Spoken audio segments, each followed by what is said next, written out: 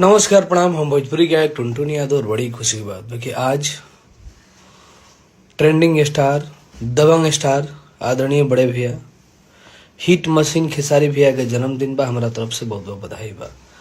आज हो 15 मार्च। आप सब गर्दा उड़ा के शेयर करी जा और वीडियो को पोस्ट करी जा। Love you, happy birthday Khesari Lal Yadav भैया जी। आप हजारों साल जी और ऐसे ही भोजपुरी इंडस्ट्री में अपने नाम का डंका बजाते रहिए और करोड़ों कलाकारों के दिलों पर राज करिए।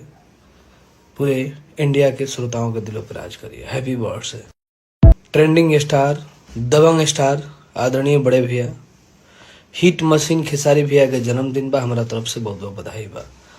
आज हो 15 मार्च। आप सब गर्दा उड़ा के शेयर करी जा और वीडियो को पोस्ट करी जा। Love you, happy birthday Khesari Lal Yadav भैया जी।